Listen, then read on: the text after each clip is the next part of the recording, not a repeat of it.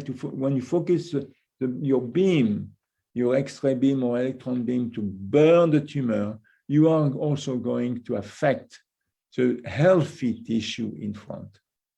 Well, but with protons, it's not the case. With protons, you can, if you have accelerated protons, you can select where the proton will stop, okay? So in fact, without affecting too much the tissues which is red. Of course, this is an incredibly important application because of course, if you can treat patients this way, and we know it works, okay? It works already with conventional accelerators. So what we would like to do now is really to do the same thing with much more compact accelerators and cheaper accelerators than we can really put in hospitals, you know, and so on. The other things also we can do with the fact that we can accelerate particles, you know, to very high energy, we can really produce radionuclides. Radionuclides that we can use also, you know, we can implant this nuclide, you know, into tumors and so on. And you can use also this radioisotope that you can produce for nuclear diagnostics. Okay, next slide, please. Yeah, and now I'm going to the applications about environments, especially about trying to use extreme light for producing clean energy, clean nuclear energy. This is important. Next slide. So you know that we have basically,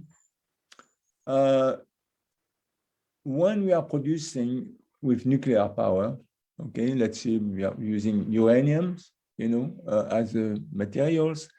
And when you are producing nuclear power, you do that with neutrons. You are using neutrons to produce this avalanche. And no, your neutrons, of course, you are using the neutrons, you know, to fission the nucleus of uraniums and so on. Okay, and then so sometimes you fission the nucleus, and you are releasing these fissions. You know, release a lot of energy. Okay, but also sometimes. So, and you split the nucleus, okay, release the energy, but sometimes some of the neutrons are captured by the nucleus without fissioning, okay, and that leads to what we call minor actinide. And these are the species, these are really the troublemakers. Okay, so and which have a lifetimes, maybe sometimes of million years, you know, and so on. So what you likely to do now is to take this minor actinide like a neptuniums, and you are going to use the neutrons that you can produce with lasers. And you are going to fission it now, and in smaller elements. The smaller element will have a lifetimes much, you know, sometimes say 11 minutes or things like that, extremely short. Okay, so that's the type of things that we can do with lasers, because we can produce in a very compact manner, you can produce protons, and with the protons you can produce neutrons, and with neutrons you can really use it for what we call, that's called transmutations of nuclear waste. Okay. So of course, this is that could be a very, very important applications, and something which is really something which is very high in my priority list. Okay. Okay. Now next slide. Now, okay, we are also, and that will be my last applications of extreme light. We know that we have also this problem, and mentioned the problem of nuclear waste, but also we have problems with space now, because since the beginning of the space era in 1957, every time we launch something in space, we are also producing debris. And these debris, now you have a lot of them. You have thousands of very large debris like I like to say, like a washing machine, okay? You have thousands of them, okay? But you have millions of them, which are very small size, which are the size of smaller than centimeters. But this debris, travels at a velocity of 15 kilometers per second, 10 times faster than the fastest bullet. So, of course, you can really do a lot. They can do a lot of damage, even the small debris. Okay, and so we have now to think about how we can clean the space. Okay, it's a good thing to really of course, space is very, very important for our society, but we have to make it sure that the space stays clean. Okay, because if it's not clean, it's going to be dangerous for the equipment that we are sending, satellites and so on, but also for humans. Okay, and if we are not capable to send, especially because now we are sending more and more and more satellite, and every time when you send satellite, we are also sending junk. Okay, so it's very, very important that we clean the space, so we have no problem, because otherwise, sooner or later, we won't be able to get out of our planet system. Okay. Now, next slide. Yeah, so just to give you an idea, we sent already the equivalent of 4 Eiffel Tower in space. Okay, we have 28,000 tons. We sent 28,000 tons of material in space, and about one half of Eiffel Tower is now circling around the globe, under the form of debris. Please, new slide. Slide, yeah, slide again. Yes, and I'm going to show you how we can really try to clean the space. Next slide. Yes, so with the high-intensity lasers, what we propose is really to use high-intensity laser when we can see one debris, say like we have a ball here. When we see the debris, we try to shoot at the debris, but we don't want to vaporize the debris, okay? Because we can make more debris, okay? And also because it will be too energy consuming, okay? So what we want to do is simply really to give a nudge to the debris, So if we shine the laser on, say, on this kind of debris, what we are going to do, we are going to create a plasma, a rock, which will have a rocket effect, okay? A rocket, and the rocket effect is going to change the trajectory of the debris, okay? And the debris will fall sooner or later, you know, into the atmosphere. It will be burned into the atmosphere. Okay, next slide. And so now I'd like to conclude by saying, you know, what was very, very important for Nobel, Alfred Nobel, was really to make his, he wanted to give his prize for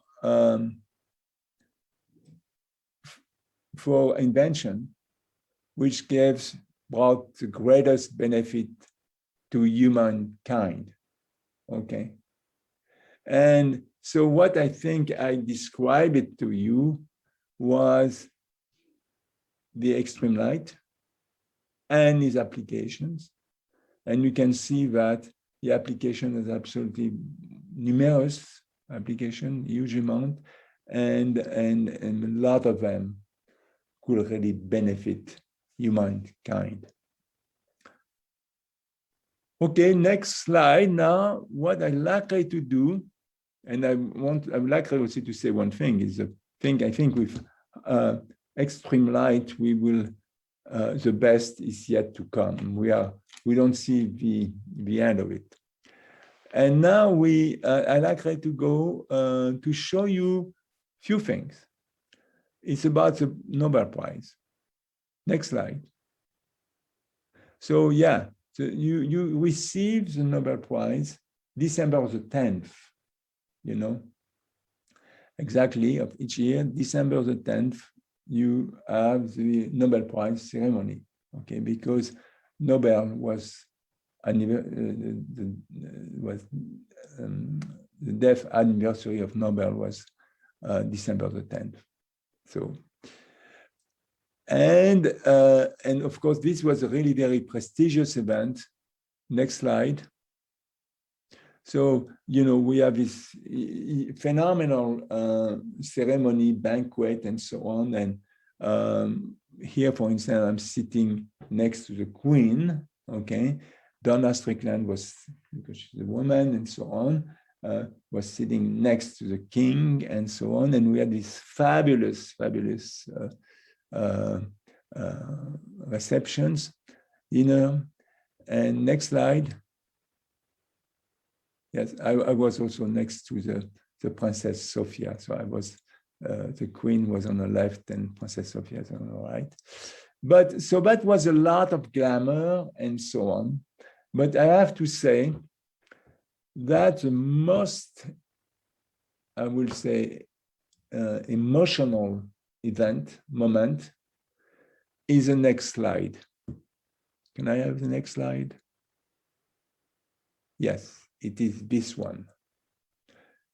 You know, when the last thing that we do when you get a Nobel Prize, okay, of course, you have to go to the Nobel foundations, you know, to file few forms and so on, to fill a few forms and so on. But the most emotional things was at one time, that's the last thing, okay? They ask you to go into this office, you know, and they bring you these notebooks, this notebook, you know. Nothing really, you know, doesn't look really special, doesn't look special. But in fact, they are very, very special because they have the signature of all the Nobel Prize. And they ask you to sign the book. And that was very, very emotional. And I want to say that I was with my wife for 54 years. And we were together, you know, for this moment. Okay, well, I'm going to stop here. Thank you very much. Thank you very much, Prof. Muru.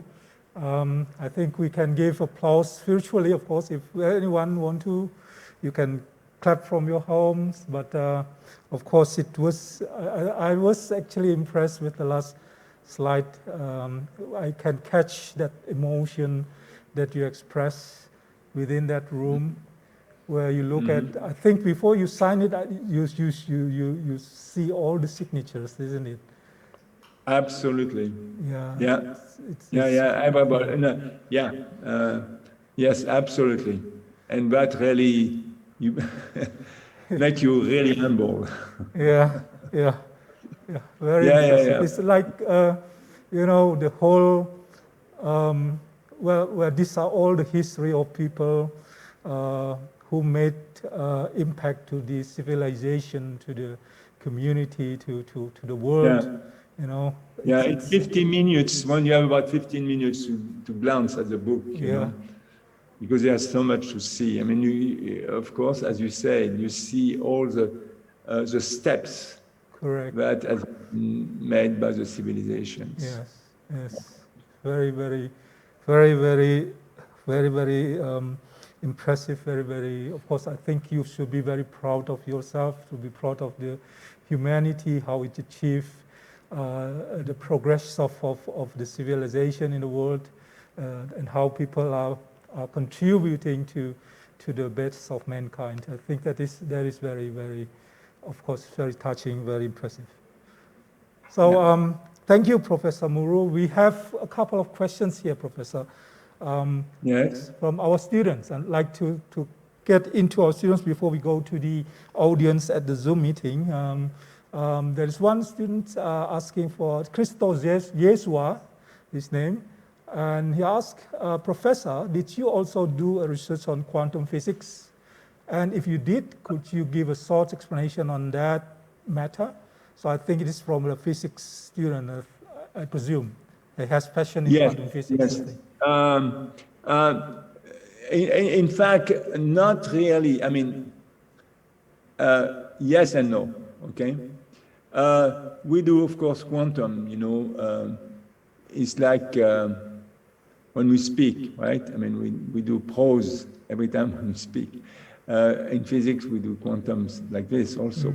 We do quantums, you know, at very for the high energy, you know, effect, okay? Not quantum like it's being done normally with, as I said, with CW laser when we are cooling things very quietly and so on, you know. And so but of course, every time when you are really producing new kind of particles and so on, of course, you know, the quantum physics intervene.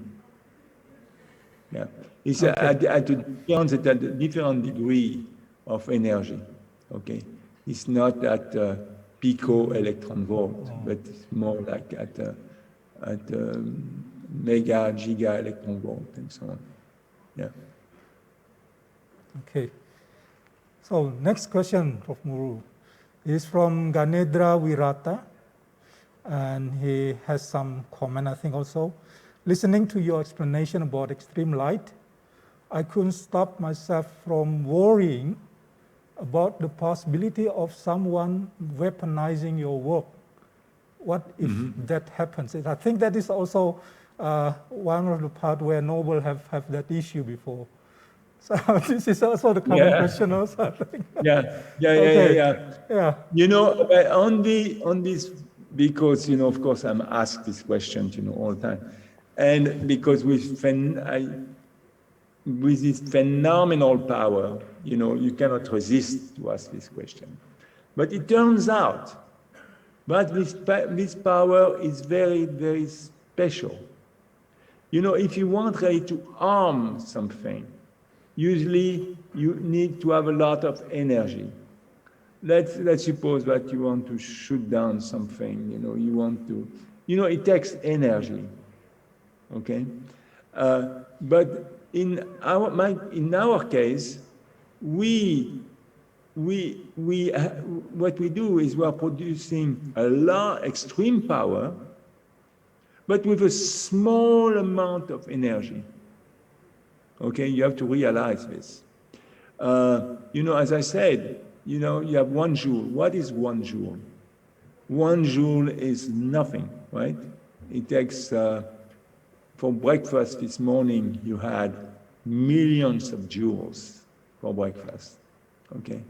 So you take 1 joule, but 1 joule, if you deliver this 1 joule of energy in 1 femtosecond, you are going to produce petawatt.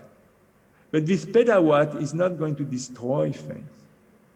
It will be, of course, very important for if you take this petawatt and you focus it very on a very small size and so on. So you will do things at the atomic level, but you are not going to destroy anything.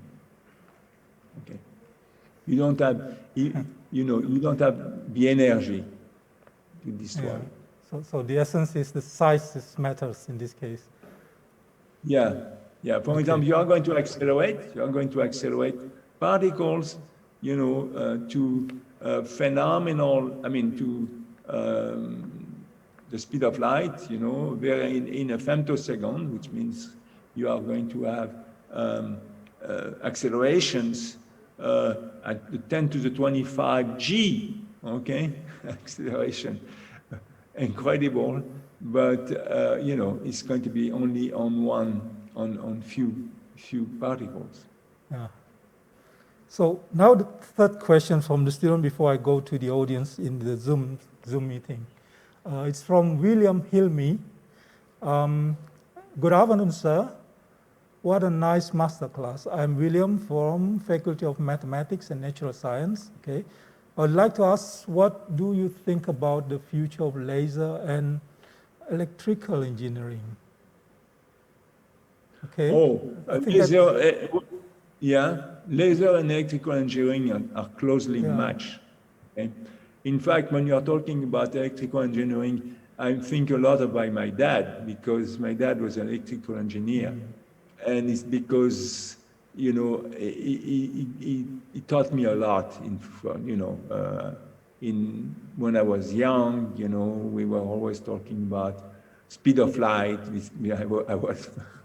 I was very impressed by the speed of light when I was young and things like this. And, it was very helpful. So he was an electrical engineer. And so I have a lot of respect for electrical engineering. But also, you have many applications. So one really, for me, is the most, I want really to, as I said, to finish my life, trying to use short pulse laser, high intensity laser, for nuclear power, okay? Like I showed, for instance, trying to clean the debris, okay? But because as I showed, we could use the particle that we can produce, okay? The protons, and then we are making neutrons, and we can use neutrons to transmute nuclear waste. This is an application. Very, very, of course, very, very important applications. Now you can also do fission yourself. You can do fission with the lasers. There is, proton bore. If you have protons produced by the laser, you can already do proton bore. You can produce energy this way. And so you can really, and this is what really matters to me. Because as a scientist, I think now every scientist, we should think about how we can save the planet, okay? Regardless what you do, okay? We know that things are not going all fine, right? We have this climate change, enormous climate change, and so we have to really use our skills, our knowledge, really to help to clean up the power. And I think in my case, in our case, people working in extreme light, is nuclear energy. There is many ways where we could really think we could produce nuclear energy, but in an abundant and safe way. Okay. One will be, instead of using uranium, we could use thorium, for instance, and so on. There's many ways we could really use the laser, ultra high intensity lasers, to produce clean energy. Okay. So next I would pick one question from the audience in the Zoom meeting. And here is from, I think, T.S. Chan. And he asked Prof. Moru, what limits the repetition rate of ultra-intense laser facilities around the world? Very, very good questions. Very, very good questions. Of course, we can, thank you for the questions. Okay. Of course, this is one of the not necessarily a problem, it's maybe also a solution, is we can produce this phenomenal peak power, but the problem is we are always limited by the repetition rate, okay? So you are in a situation where you can reproduce very high peak power, but low average power, because you can repeat this pulse, only few times. So now, when we started that, it was few times a second. That is, we could already go at the Earth's repetition rate. But now we can really have kilo-Earth systems, even mega-Earth systems. Okay. So what we will do now is trying to go to shorten the power, okay? Shorten the pulse durations, okay? We are in a femtosecond regime, okay? So we are moving now into the attosecond regime, and I hope that after the attosecond regime, we'll go to the zeptosecond regime, okay? Every time when you really move from femtosecond to attosecond and so on, you gain in peak power with the same energy, okay? So it's a way really to produce very high intensities with relatively low rep rate, which means with relatively low average power. Mm-hmm. So right now, in my case, in my group, I mean, we work a lot, to produce very short pulses in the attosecond regime and attosecond, zeptosecond regime.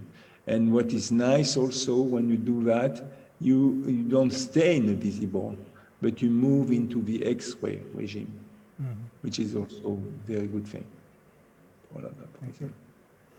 Okay, now I'll come back to the student again. I think there are a lot of, especially physics students here, inspired by you, Professor Moru. Another physics students, Department of Physics, the name is Saron Adrilia Chandra. He wrote, "Hello, Professor.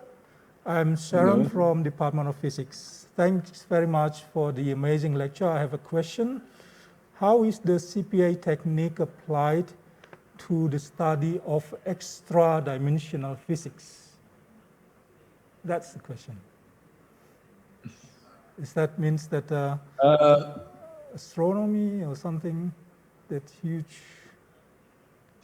Well, I mean, it's, for instance, the things that we are trying to do now, trying to understand,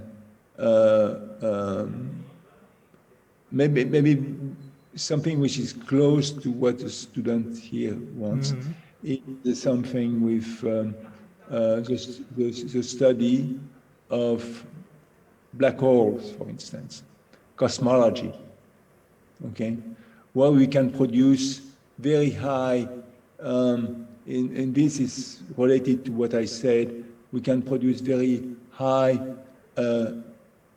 accelerations, you know, and if you produce very large acceleration because of the equivalent principle, Einstein equivalent principle, which means that, for instance, accelerations, gravity acceleration, the same and accelerations, then you can really produce, you could produce the equivalent of black holes, you know, very small black hole, for instance. And so you could really, you could study some of the maybe multidimensional effect, you know, and so on. Yeah. Mm-hmm. Yeah, very interesting. Next question. Do we have enough time?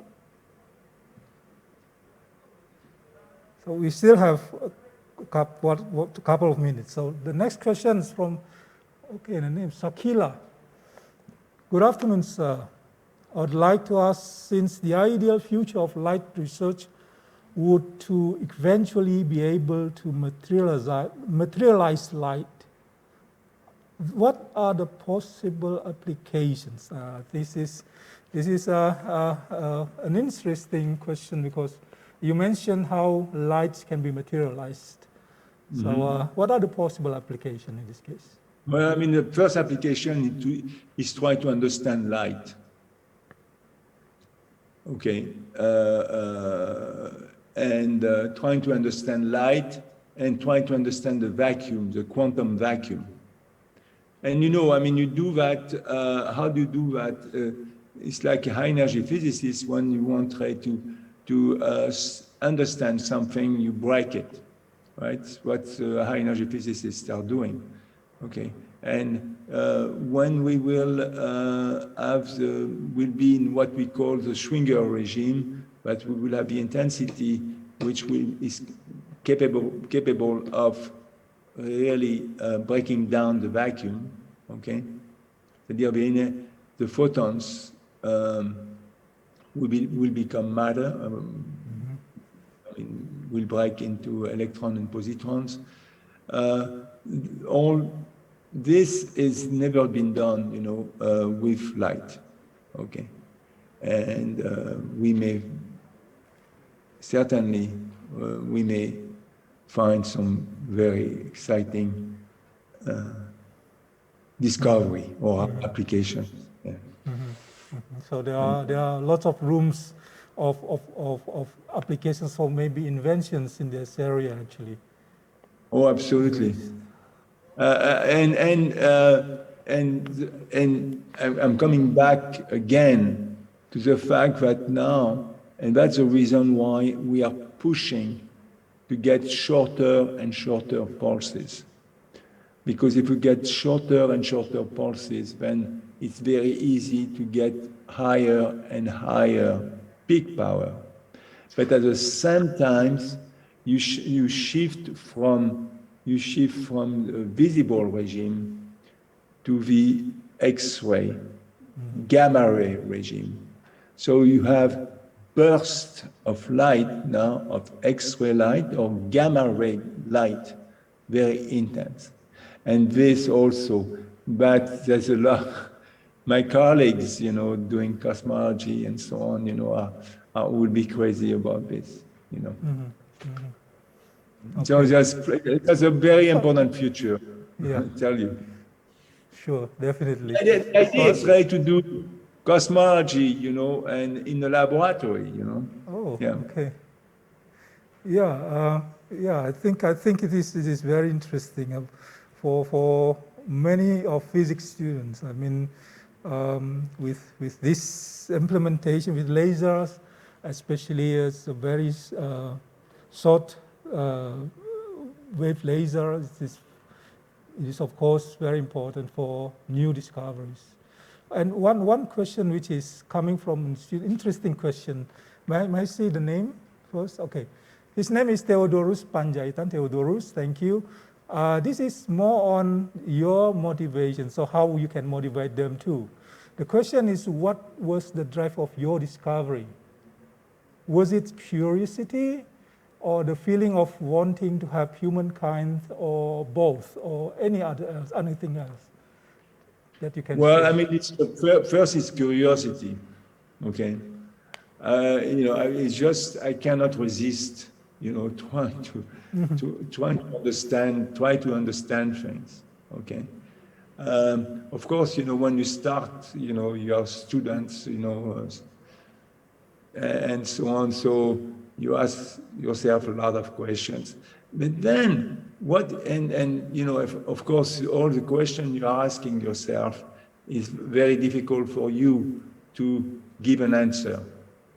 But then, when you start now to go into graduate schools and so on and do research, then you have the means to ask yourself very hard questions and try to find the answer to these questions. So it was first a curiosity for myself. And then, of course, then you find the applications. And sometimes, you have serendipity working for you, okay? Like, for instance, when we discover the application in ophthalmology, it was really pure accident, I have to say. Accident, in a proper sense, or in figurative sense, okay? It was a pure accident. One of my students was tweaking the laser, okay?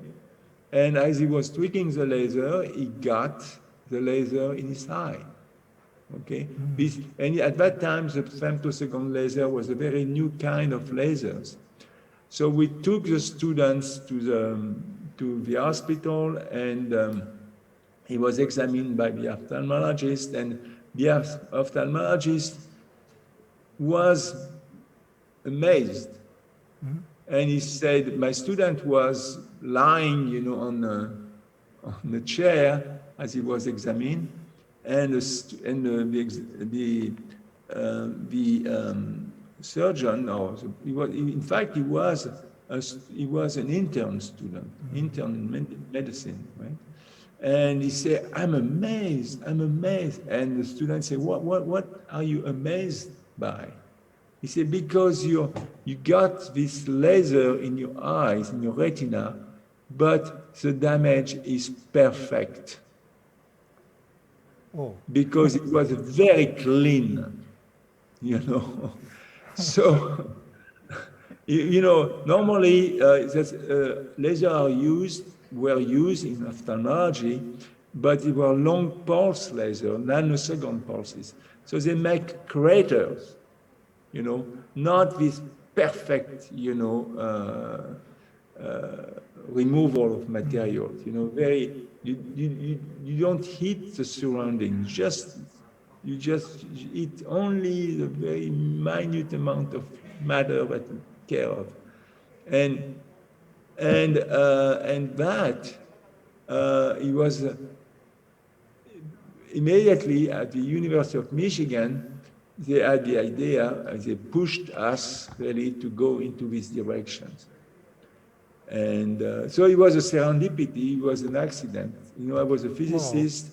I was not really doing medicine at all.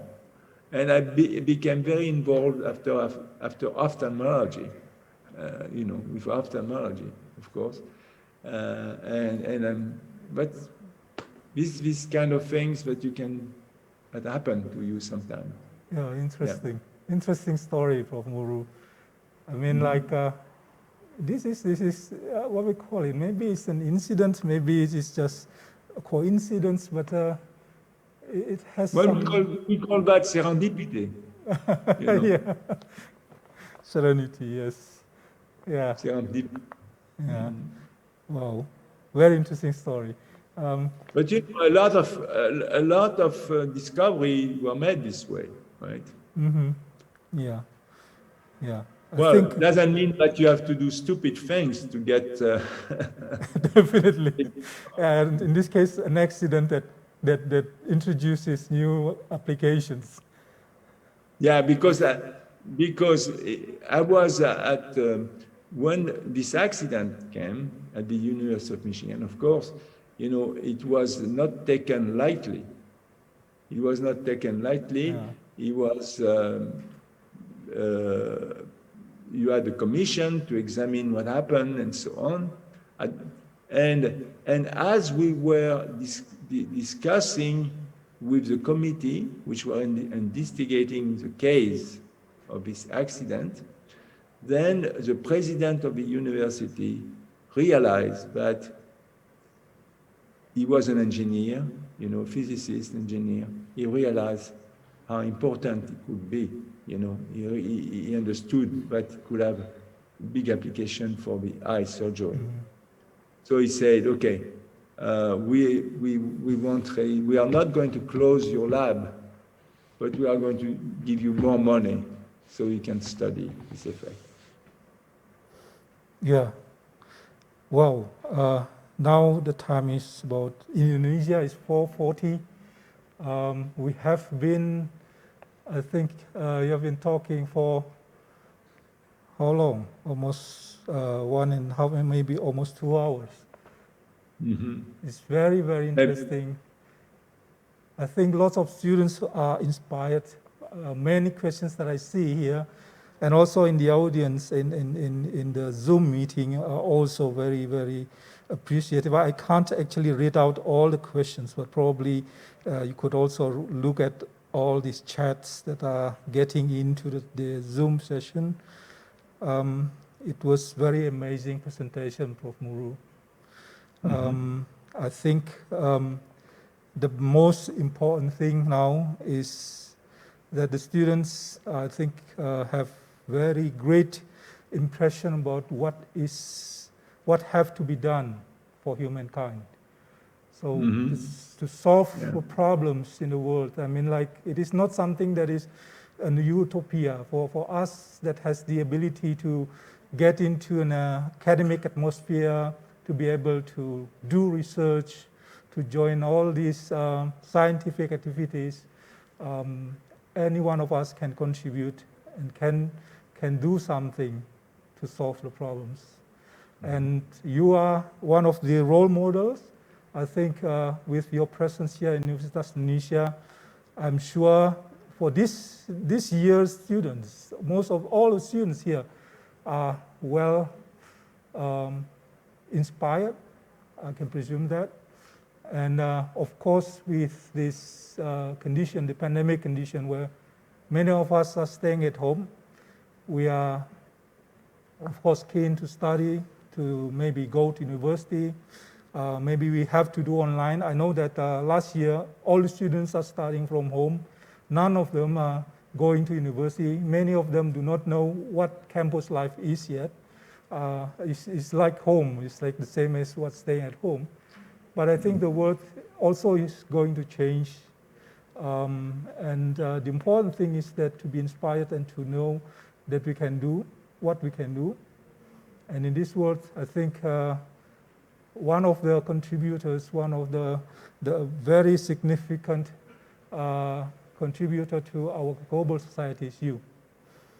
So you have been inspiring all the students, Professor Muru, and I'm thankful for that, for willingness to give a lecture today. And I wish you all the best. Okay, well, I mean, thank you very much. It was a pleasure to speak at your really beautiful university. And I hope, you know, that we will, we will meet again, okay? Sure, sure. I hope that you can visit us too. I mean, like, some of us can visit you. I mean, like, maybe a couple of students would have the chance to meet you later in the future. Yeah.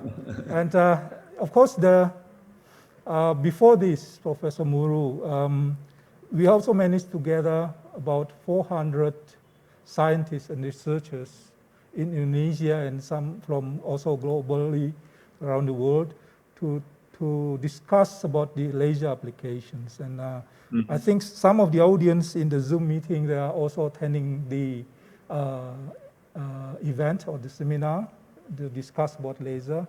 And I hope this would also be a good chance to, let's say, to set up a good community or society, scientific society in Indonesia that can also later be collaborating with you and the team all over the world. So they are here, they are in the meeting room. So I think they all have greeted you also through chat. So I think just to inform you that Indonesia, we do have scientists or also researchers in the area, and we hope that in the future they can have some collaborations also.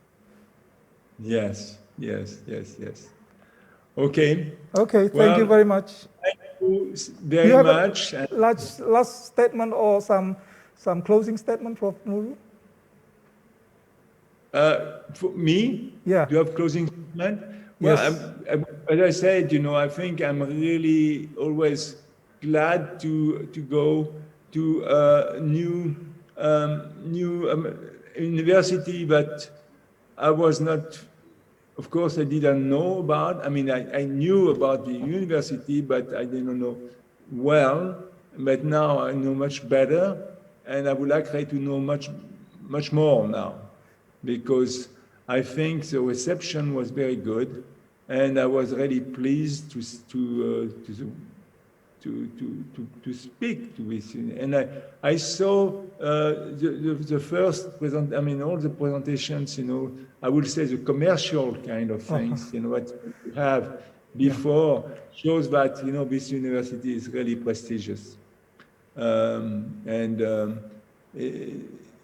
know, I hope that I will have the time really, to have the opportunity and the time, okay, to go and trying to visit it, you know, in more, you know, in more, you know, deep manner.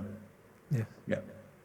So I would like to thank you, all of you, and thank the students. And I would have to say that you need to believe in science.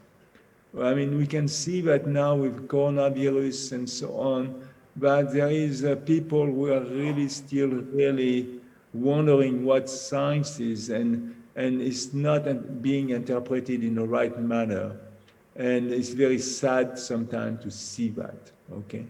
Well, we have a lot of way to inform people, but also I think a lot of times it's being used to misinform the people. And that is very sad. So I think it's very important for the students really to be very active also to informing people and trying to explain what science is around them, and because a lot of time it's really misinterpreted. And we see that in the States, we see that in France, we see that, you know, everywhere. And I think science has a lot to offer for science. Yes, science has a lot to offer.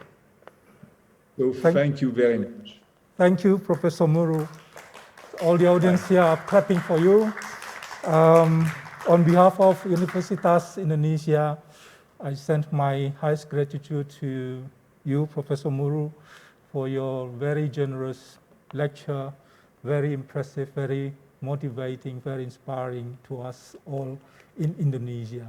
And we wish you all the best, good health, and of course, lots of success in your future endeavor to come.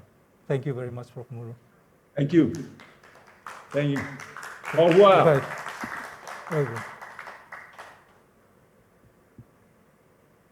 Okay.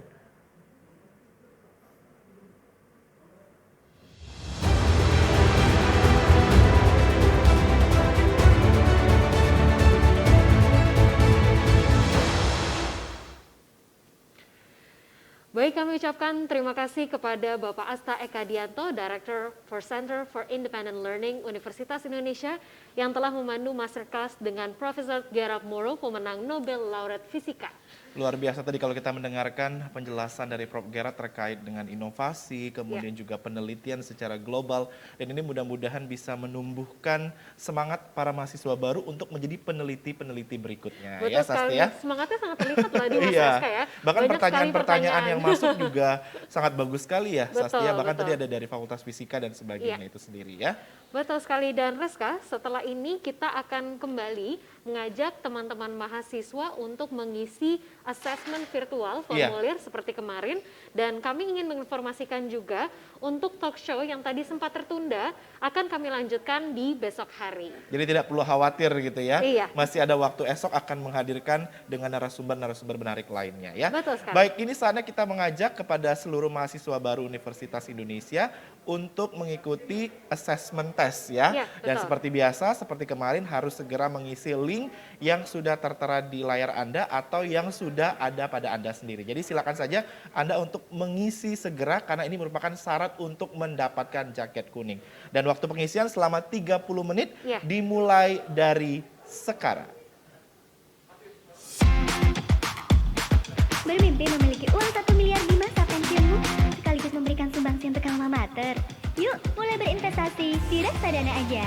Produk reksadana yang cocok untuk kamu adalah reksadana BNI AM Makara Investasi. BNI AM Makara Investasi adalah produk investasi berbasis reksadana pendapatan tetap yang diterbitkan oleh BNI Asset Management yang bekerjasama dengan Universitas Indonesia yang dimulai dari Rp100.000. Dengan kamu berinvestasi di reksadana BNI AM Makara Investasi, jika kamu berusia 19 tahun dan memiliki impian mendapatkan uang 1 miliar dengan target umur 55 tahun, maka kamu perlu investasi sebesar 500 ribuan per bulan dengan investasi kinerja sebesar 7% net per tahun. Jadi, tunggu apa lagi? Yuk, invest now! Di reksadana BNI AM Makara Investasi, kamu dapat membeli reksadana ini melalui Bank BNI cabang terdekat ataupun secara online melalui agen penjual reksadana di perusahaan sekuritas atau perusahaan fintech.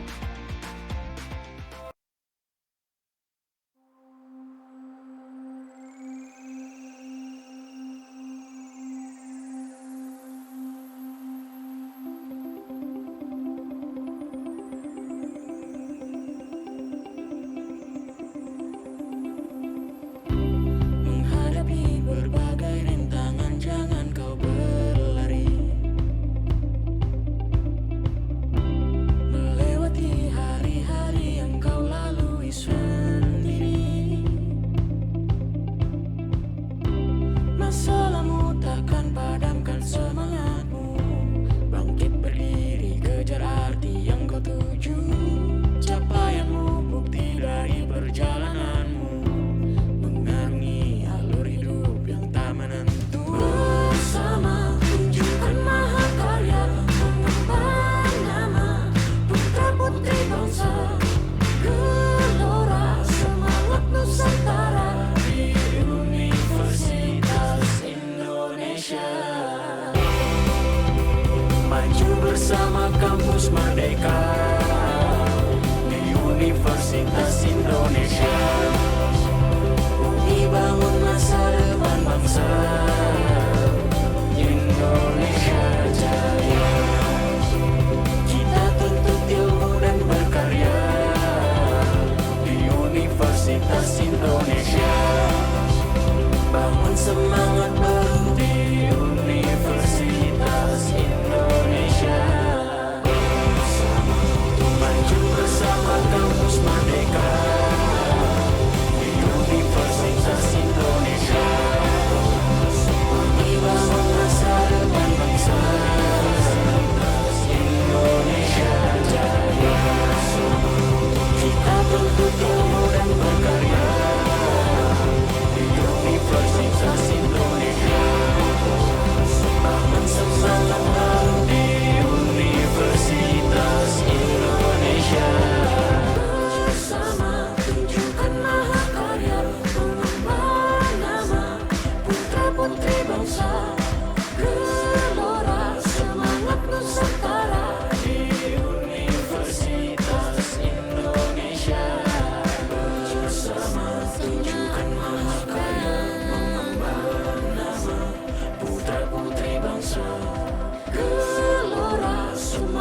Nusantara di Universitas Indonesia.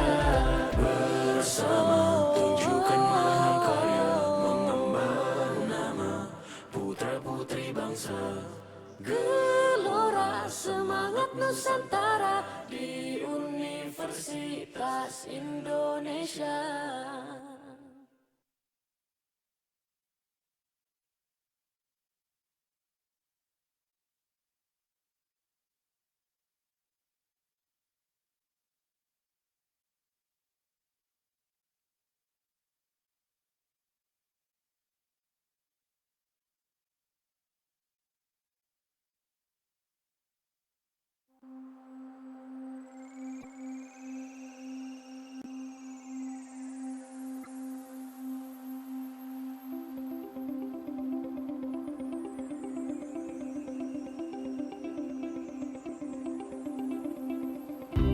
Menghadapi berbagai rintangan, jangan kau berlari.